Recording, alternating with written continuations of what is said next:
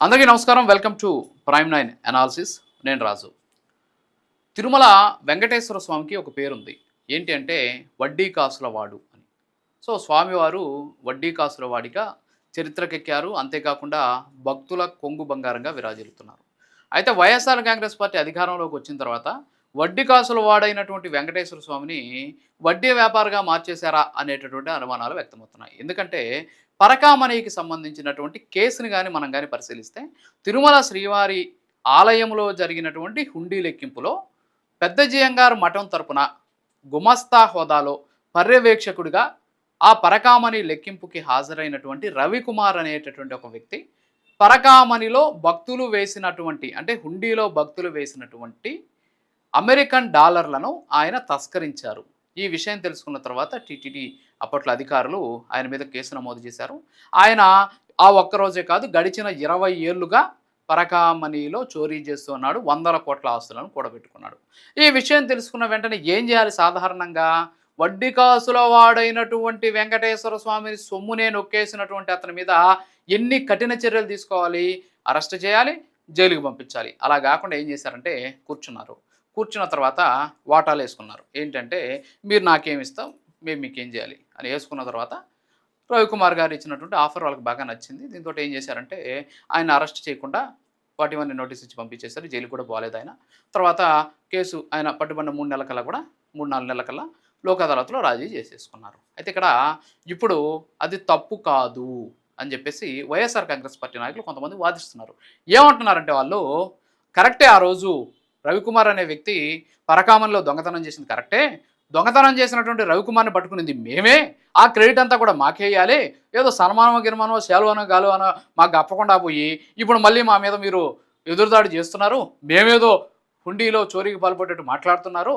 So స్వామివారి దగ్గర నుంచి 20 సంవత్సరాలుగా అతను నిరంతరాయంగా అక్కడ ఉన్నటువంటి సొమ్ములను కొట్టేసి ఆస్తులను కూడబెట్టుకుంటే దాదాపు 7 ఆస్తుల వరకు కూడా 7 రిజిస్ట్రేషన్ల కింద మేము ఆయన దగ్గర నుంచి ఆస్తులు తీసుకున్నాం. ఆ ఆస్తులకు సంబంధించినటువంటి దాదాపు 14 కోట్ల రూపాయలు విలువైనటువంటి ఆస్తుల్ని టీటీడీకి రాయిచ్చేలాగా రికవరీ చేశాము.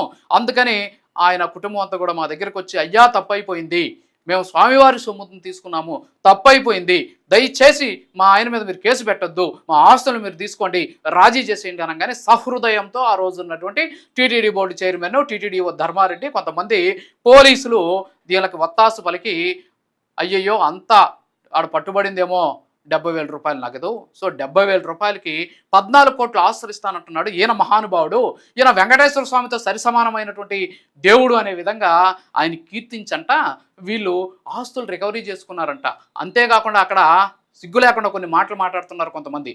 ఏంటి అంటే ఆయన ఆస్తులను రికవరీ ఇప్పటి వరకు టీటీడీ చరిత్రలో చేయాల. ఎంతోమంది టీటీడీలో దొంగతనాలు చేశారు, ఎంతోమంది వెంకటేశ్వర స్వామి సొమ్ము తిన్నారు, కానీ ఎవరి మీద కూడా ఇప్పటి వరకు కేసులు కట్టారో తప్ప, వాళ్ళని అరెస్ట్ చేశారే తప్ప కనీసం వాళ్ళ దగ్గర నుంచి ₹1 కూడా రికవరీ చేయలేదు.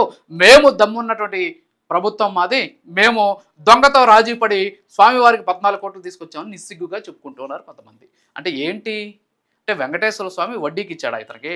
అంటే హుండీలో డబ్బులు తీసుకొని పోయి ఈయన వ్యాపారాలు చేసి వ్యాపారాల్లో వచ్చినటువంటి లాభంతో 14 కోట్ల రూపాయలు వెంకటేశ్వర స్వామికి వడ్డీ కింద అసలు కలిపి చెల్లించాడా? వడ్డీ కాసులు వాడు ఆయన, వడ్డీ వ్యాపారి కాదు. అంటే ఆయన ఏదో ఈయనకి వడ్డీకి ఇచ్చినట్టు ఈయన వడ్డీకి తీసుకెళ్ళి వ్యాపారాలు చేసి లాభం తీసుకొచ్చి టీటీడీకి ఇచ్చినట్టు. ఏంటి ఈ దారుణమైనటువంటి వ్యవస్థ ఏంటి? అంటే వెంకటేశ్వర స్వామి భక్తులు చాలా సున్నితమైనటువంటి అంశం. ఎంతో వ్యయప్రయాసాలు వచ్చి తిరుమల శ్రీవారి హుండీలో డబ్బులు కానుకలు సమర్పించి వెళ్తే ఆ కానుకలను సిగ్గు లేకుండా దొంగతనం చేసి ఆ దొంగతనం చేసిన డబ్బుతోటి వ్యాపారాలు చేసి ఆ వ్యాపారాలు వచ్చినటువంటి ఆదాయంలో వాటా వెంకటేశ్వర స్వామికి ఇచ్చి మీరు కొన్ని వేటాలు పంచుకొని అసలు ఇందులో తప్పు లేదంటారా? చెట్టు కింద కూర్చొని మీ పాటికి మీరు పంచాయతీలు చేసేసుకుంటారా, సెటిల్మెంట్లు చేసేసుకుంటారా? ఎంత దారుణమైనటువంటి విషయం. వెంకటేశ్వర స్వామిని వడ్డీ కాసులు వాడిని కాస్త వడ్డీ వ్యాపారిగా మార్చేసినటువంటి పరిస్థితి ఏంటి? అసలు ఇంత దారుణమైనటువంటి పరిస్థితి ఏంటి? ఇంకా కూడా మాట్లాడడానికి మాటలు ఎలా వస్తున్నాయో అర్థం కావట్లేదు. దమ్ముంటే మేమేం చేసామో నిరూపించండి, దమ్ముంటే మేమేం చేసామో నిరూపించండి అంటున్నారు కదా. మీరేం చేయలా, సాక్ష్యాలు లేవు కదా అక్కడ. మీరు చెప్తున్న కరెక్టే, మీరు ఏం తీసుకున్నారని సాక్ష్యాలు లేవు, దాని మీద నేను కూడా మాట్లాడను. అయితే మీరు ఆయన చేసినటువంటి దొంగతనం ద్వారా మీరు రాజీ చేసుకున్నారు చూసారా, అది తప్పు. రాజీ చేసుకున్నటువంటి విషయంలో పోలీసులు ఒత్తిడి తీసుకొచ్చి మరీ రాజీ చేసడంలో జరిగినటువంటి మతలబ్ ఏంటి? వాటి గురించి మీరు సమాధానం చెప్పాలి. మీరు డబ్బులు మీరు ఖచ్చితంగా సచ్చీలురే. అందరూ అంగీకరిస్తారు. ఎందుకు జరిగింది? ఆ రోజు మీ అధీనంలో మీ ప్రభుత్వం ఉంది. మీ ప్రభుత్వం ఉన్నప్పుడు దొంగతనం జరిగింది. మీ ప్రభుత్వంలో ఉన్నప్పుడే రాజీ కుదిరింది. ఎందుకని జరిగిందిది? దానికి సమాధానం చెప్పండి. వెంకటేశ్వర స్వామి సొమ్మును కాజేసినటువంటి వ్యక్తికి మీరిచ్చినటువంటి పనిష్మెంట్ ఏంటి? అంటే ఇప్పుడు ఎవరన్నా వచ్చి వెంకటేశ్వర స్వామి డబ్బు కొంచెం మాకొక 100,00,00,000, 50,00,00,000 మీరిస్తే మేము పోయి వ్యాపారం చేసుకుంటాం. దాంట్లో వచ్చినటువంటి డబ్బును తీసుకొచ్చి మళ్ళీ వెంకటేశ్వర స్వామికి ఇచ్చేస్తాం. వడ్డీ చేసుకుంటాం. వడ్డీ కాసుల వాడితోటి అంటే మీరు అంగీకరిస్తారా? అలాగే ఉంది మీరు చెప్పేది. మీరేం చెప్తున్నారు? అదే చెప్తున్నారు. ఎంత దారుణమైనటువంటి పరిస్థితి. తిరుమల వెంకటేశ్వర స్వామి అంటే ప్రపంచ ప్రఖ్యాత ఆధ్యాత్మిక క్షేత్రం అది.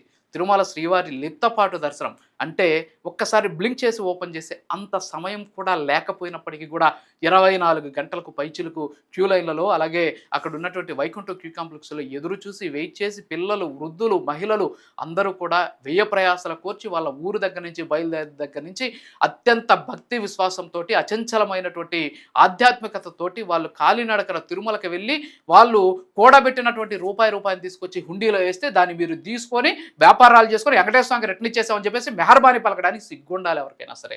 ఇంత దారుణంగా మాట్లాడడం నిజంగా చాలా బాధాకరమైనటువంటి విషయం. ఇప్పటికైనా సరే వాస్తవాలు మాట్లాడండి. డిఫైన్ చేసుకోవద్దు. వెంకటేశ్వర స్వామి దగ్గర డిఫైన్ చేసుకోవద్దు. ఎందుకంటే వెంకటేశ్వర స్వామి ఎవరిని వదలడు. ఆయన వడ్డీ కాసుల వాడు. వడ్డీలు ఇచ్చేస్తాడు, వడ్డీ తీర్చేస్తాడు. మనం ఏదైనా తప్పులు చేస్తే తప్పులు కూడా వడ్డీ ఉంటుంది ఆయన దగ్గర. మంచికే కాదు, తప్పులు కూడా వడ్డీ ఇచ్చేస్తాడు ఆయన. వడ్డీ వ్యాపారం కాదు ఆయన. మీరు డబ్బులు తీసుకొని వడ్డీ చేసి మీకు డబ్బులు ఇచ్చేస్తుంటే కుదరదు. మీరు చేసిన తప్పుకు కూడా వడ్డీ చెల్లించాలి. సో ఆ వడ్డీలు చెల్లించాలంటే గతంలో మీరు చాలా సందర్భాల్లో వెంకటేశ్వర డబ్బులు తీసుకొచ్చి వడ్డీలకు బ్యాంకులు వేస్తాం కదా, ఇచ్చేసేయండి. రియల్ ఎస్టేట్ వ్యాపారులకు ఇచ్చేసేయండి. తర్వాత వచ్చేసి ఎవరైనా సరే దొంగలు ఉంటే వాళ్ళకి ఇచ్చేసేయండి. వాళ్ళు పోయి వ్యాపారాలు చేసుకొని తీసుకొచ్చి మీకు ఇచ్చేస్తారు. ఎంత దారుణమైనటువంటి పరిస్థితి. సో ఇప్పటికైనా సరే గుర్తుపెట్టుకోండి, వెంకటేశ్వర స్వామి వడ్డీ కాసుల వాడే తప్ప వడ్డీ వ్యాపారి కాదు. అలా అనుకోవడం మీ భ్రమ, మూర్ఖత్వం అవుతుందే తప్ప ఇంకొకటి కాదు. వెంకటేశ్వర స్వామి సొమ్ము తిన్నోళ్ళు, వెంకటేశ్వర స్వామితో పెట్టుకున్నోళ్ళు, వెంకటేశ్వర స్వామిని ఏమార్చాలనుకున్న వాళ్ళు, వెంకటేశ్వర స్వామి ముసుగులో దోచుకున్న వాళ్ళు బాగుపడినటువంటి సందర్భాలు లేవు అనేది చరిత్ర చెబుతోంది. ఇప్పటికైనా సరే వాస్తవాలు మాట్లాడండి. వాస్తవాలనే ప్రజలకు చెప్పే ప్రయత్నం చేయండి.